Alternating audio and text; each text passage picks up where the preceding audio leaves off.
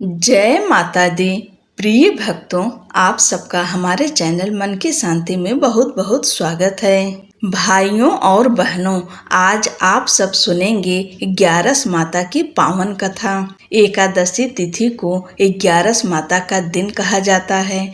शास्त्रों में इसका विशेष महत्व बताया गया है। ग्यारस माता को धर्म की रक्षक और व्रतों की अधिष्ठात्री देवी माना गया है। जो भी भक्त श्रद्धा और नियम से ग्यारस माता का व्रत करता है, उसके पाप नष्ट होते हैं, पितृ प्रसन्न होते हैं और जीवन में सुख शांति आती है। ग्यारस माता का ध्यान करते हुए आप सब इस कथा को सुने। एक बार एक राज्य में एक राजा राज्य करता था। राजा बहुत ही बुद्धिमान और बलशाली था। राजा सदैव अपनी प्रजा का बहुत अच्छे से ध्यान रखता था। प्रजा भी अपने राजा को बहुत पसंद करती थी। राजा की 2 बेटियां थीं। राजा अपनी दोनों बेटियों से बहुत प्रेम करता था। राजा की छोटी बेटी देखने में बहुत सुंदर और आकर्षण थी और राजा की बड़ी बेटी छोटी बेटी के मुकाबले थोड़ा कम सुंदर थी। राजा की छोटी बेटी ग्यारस माता की पूजा किया करती थी और सभी लोग राजा की छोटी बेटी से बहुत प्रेम करते थे और बहुत प्रशंसा किया करते थे। राजा भी अपनी छोटी बेटी को बड़ी बेटी से अधिक प्रेम करता था, जिस कारण राजा की बड़ी बेटी को अपनी छोटी बहन से बहुत नफरत होने लगी थी। राजा की दोनों बेटियां जब बड़ी हो गईं, तब एक पड़ोस राज्य में रहने वाला राजकुमार राजा की बड़ी बेटी के लिए रिश्ता लेकर आया। लेकिन जैसे ही उस राजकुमार की नजर राजा की छोटी बेटी पर पड़ी, तो वह राजकुमार राजा की छोटी बेटी पर आकर्षण हो गया और उससे पहली नजर में प्रेम कर बैठा। उस राजकुमार ने राजा की बड़ी बेटी के साथ विवाह करने से मना कर दिया और उसने राजा से कहा कि मैं आपकी छोटी बेटी से विवाह करना चाहता हूँ। जिसके बाद राजा की बड़ी बेटी यह देखकर अपनी छोटी बहन से बहुत क्रोधित हो गई और राजा की बड़ी बेटी ने अपनी छोटी बहन को अपना सबसे बड़ा दुश्मन मान लिया। राजा की बड़ी बेटी ने अपनी छोटी बहन से बदला लेने का निर्णय लिया, जिसके लिए उसने अपनी छोटी बहन को जान से मारने का प्लान बनाया। राजा की बड़ी बेटी ने अपनी छोटी बहन को मारने के लिए सबसे पहले एक लड्डू में जहर मिलाकर अपनी छोटी बहन को दे दिया और उसको लड्डू खाने के लिए कहा। लेकिन लड्डू खाने के बाद भी छोटी बहन को कुछ नहीं हुआ। बड़ी बहन यह देखकर बहुत आश्चर्यचकित हो गई, लेकिन बड़ी बहन ने हार नहीं मानी और उसने जब रात में छोटी बहन अपने कमरे में सो रही थी, तब एक मटके में सांप रखकर उसे कमरे में छोड़ दिया। लेकिन सांप भी छोटी बहन का कुछ नहीं कर पाया। जिसके बाद बड़ी बहन ने अपनी छोटी बहन से कहा कि चलो हम लोग कुएं से पानी भरकर लाते हैं। जिसके लिए वह अपनी छोटी बहन को पानी भरने के बहाने कुएं के पास ले गई और उसने अपनी छोटी बहन को कुएं में धक्का दे दिया। लेकिन छोटी बहन को तब भी कुछ नहीं हुआ, क्योंकि हर बार ग्यारस माता उसकी रक्षा कर रही थी। और उधर बड़ी बहन अपने सारे प्रयासों के बाद असफल हो रही थी, जिससे वह बहुत क्रोधित होती जा रही थी। फिर उसने अपनी छोटी बहन के पास जाकर उससे खुद ही पूछा कि मेरी छोटी बहन, तुमको पता है भगवान ने सबकी मृत्यु एक निश्चित समय पर लिखी हुई है और कैसे तुम्हारी मृत्यु होगी, क्या यह तुम जानती हो? तब छोटी बहन ने अपनी बड़ी बहन को बताया कि हाँ, मैं जानती हूँ मेरी मृत्यु कैसे होगी। छोटी बहन से यह सुनकर बड़ी बहन मन ही मन बहुत प्रसन्न होने लगी और उसने अपनी छोटी बहन से कहा कि तो मुझे अपनी मृत्यु का राज बताओ। छोटी बहन ने अपनी बड़ी बहन से कहा कि मेरी मृत्यु तो एक तोते में है, जो तोते के गले में एक हार है, उससे मेरी मृत्यु होगी।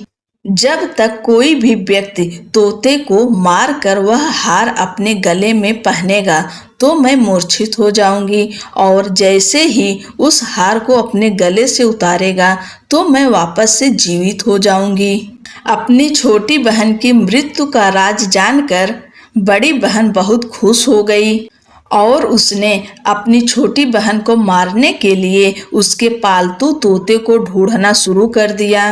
और छोटी बहन को इस बात का आभास हो गया था कि कोई उसकी जान लेना चाहता है, जिसके लिए वह अपने पिताजी के पास गई और उसने अपने पिताजी से कहा कि पिताजी, मेरी मृत्यु के बाद आप मुझे जलाइएगा मत, बल्कि आप मुझे अपनी पुरानी वाली हवेली में एक पलंग में लिटाकर छोड़ दीजिएगा। अपनी छोटी लड़की की यह बात सुनकर राजा बहुत आश्चर्यचकित हो गए। राजा ने अपनी छोटी बेटी से पूछा, बेटी, तुम ये क्या कह रही हो? तब राजा की छोटी बेटी ने बताया, पिताजी, समय किसी के लिए नहीं रुका है, कब क्या हो जाए किसी को कुछ पता नहीं है। और फिर राजा ने अपनी छोटी बेटी से कहा कि तुम ऐसी बातें क्यों कर रही हो? 2-3 दिन में तो तुम्हारा विवाह है। लेकिन छोटी बेटी ने अपने पिताजी को ऐसा करने पर मजबूर कर दिया और उनसे वचन ले लिया।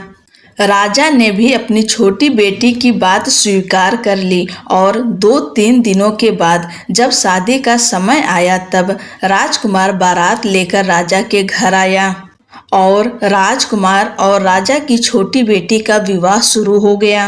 जैसे ही राजा की छोटी बेटी राजकुमार के साथ फेरे लेना शुरू करती है तो उसकी बड़ी बहन अपनी छोटी बहन के कमरे में जाकर उसके तोते को पकड़ लेती है और उसको जान से मार देती है। तोते के गले में जो हार था उसको अपने गले में धारण कर लेती है। जैसे ही बड़ी बहन उस हार को अपने गले में धारण करती है तो उधर छोटी बहन 3.5 ही फेरे ले पाती है और वहीं पर बेहोश होकर गिर जाती है। जिसके बाद राजा ने बड़े बड़े दर्द हकीमों को बुलवाया और अपनी छोटी बेटी का इलाज करने के लिए कहा। राजा की बात सुनकर वैद्य ने छोटी बेटी को जब चेक किया तो राजा को बताया कि आपकी छोटी बेटी ना तो जीवित है और ना ही मरी हुई है। यह मैं ऐसा पहली बार देख रहा हूँ। राजा ने वैद्य और हकीम को यह बात बाहर बताने से मना कर दिया और उनको कहा कि अगर तुमने यह बात किसी को बाहर बताई तो हम तुम्हें फांसी दे देंगे। राजा ने अपनी छोटी बेटी को पुराने महल में ले जाकर एक पलंग पर लिटा दिया और वहां पर कुछ सैनिक को तैनात कर दिया। वापस अपने महल पर आ गया।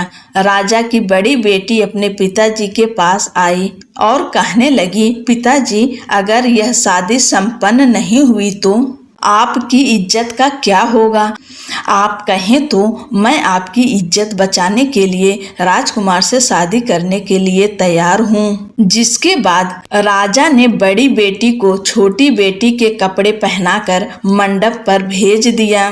लेकिन राजकुमार यह जान गया कि यह राजा की छोटी बेटी नहीं है बल्कि यह राजा की बड़ी बेटी है। लेकिन जब राजकुमार ने शादी करने से मना किया तो सभी लोगों ने राजकुमार को विवश करके राजा की बड़ी बेटी से बचे हुए फेरों को संपन्न करा दिया और विवाह करवा दिया।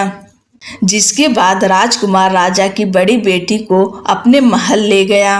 राजकुमार राजा की बड़ी बेटी से ना तो बात करता था, न ही उसको पसंद करता था और ना ही उसके आसपास भटकता था। और राजकुमार ने यह फैसला लिया था कि वह अपनी प्रेमिका को ढूंढ कर रहेगा और यह जानकर रहेगा कि उसके साथ क्या हुआ है। एक दिन राजकुमार अपने घोड़े पर सवार होकर राजा के पुराने महल के पास पहुंच गया, जहां पर उसने कुछ सैनिकों को देखा। महल के पास पहुंचकर राजकुमार ने जब महल को ध्यान से देखा तो वह समझ गया कि यह तो हमारे ससुर जी का महल है। तब राजकुमार ने सैनिकों से पूछा, तुम लोग यहाँ क्या कर रहे हो और इस महल के अंदर उस पलंग पे कौन लेटा है? जिसके बाद सैनिकों ने बताया कि यहाँ पर राजा की छोटी बेटी लेटी है।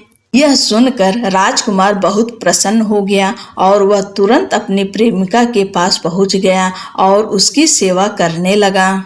जैसे ही रात हुई तो राजा की छोटी बेटी उठकर खड़ी हो गई। राजकुमार यह देखकर बहुत खुश हो गया और उसने अपनी प्रेमिका से पूछा कि तुम यहाँ क्या कर रही हो? तुम मेरे साथ मेरे घर चलो। राजा की छोटी बेटी ने राजकुमार को सारी बातें बता दी कि मेरी जान एक तोते में बसी थी और मैंने यह बात सिर्फ अपनी बड़ी बहन को बताया था और मुझे पता है कि उसने ही मुझे मारने का प्रयास किया है। उसके पास एक हार है जिसको वह सुबह पहन लेती है और रात को उतार देती है। जब तक वह हार को पहने रहती है तब तक मैं मूर्छित रहती हूँ और जैसे ही वह हार को उतार देती है तो मैं जीवित हो जाती हूँ। और जब तक मेरी बड़ी बहन के पास वह हार है तब तक मैं ऐसे ही जीवित और मूर्छित होती रहूँगी। अगर मेरी बड़ी बहन के पास जो हार है वह मेरे हाथ में लग जाए तो मैं हमेशा के लिए जीवित हो जाऊंगी।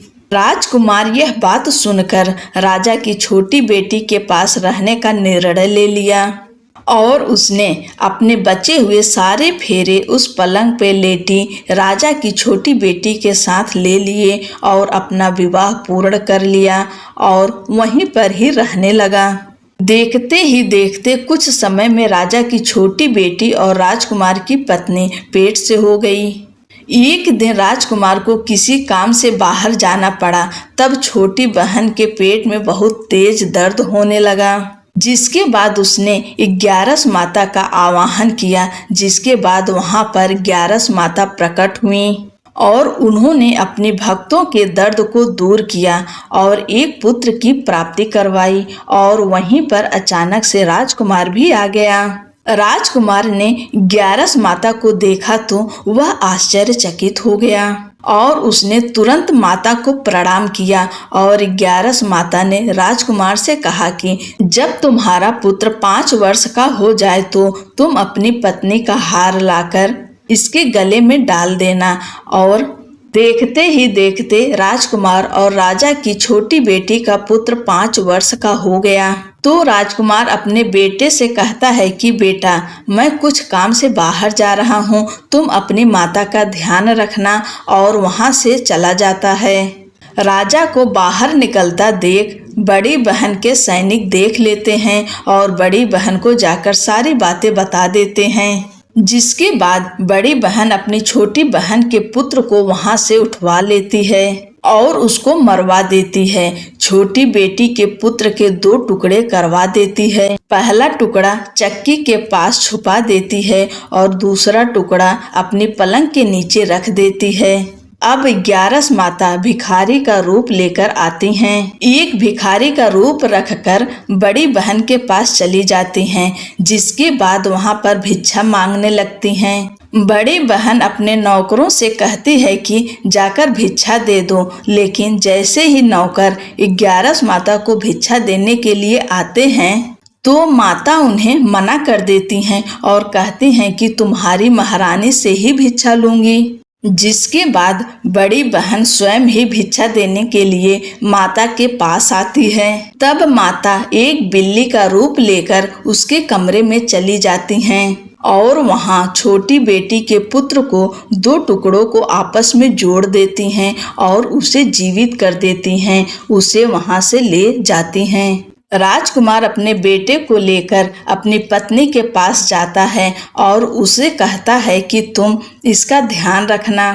अगर तुम इस बच्चे का अच्छे से ध्यान रखोगी तो मैं तुमसे बात करूंगा। एक दिन राजकुमार अपने बच्चे से कहता है कि तुम मम्मी के उनके गले का हार मांग लो।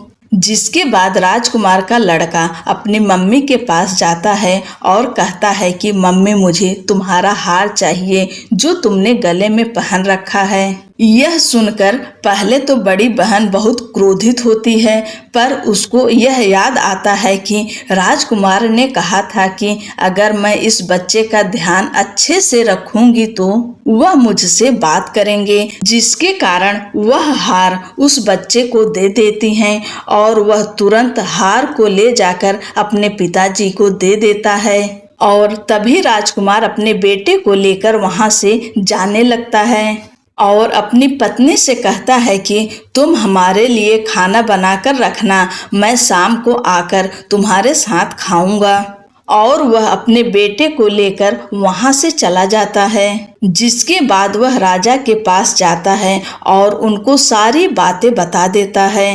राजा अपनी बड़ी बेटी की यह करतूत सुनकर बहुत क्रोधित होते हैं और अपनी परवरिश पर ही दोष देने लगते हैं और राजकुमार को अपनी छोटी बेटी के साथ रहने के लिए आदेश देते हैं।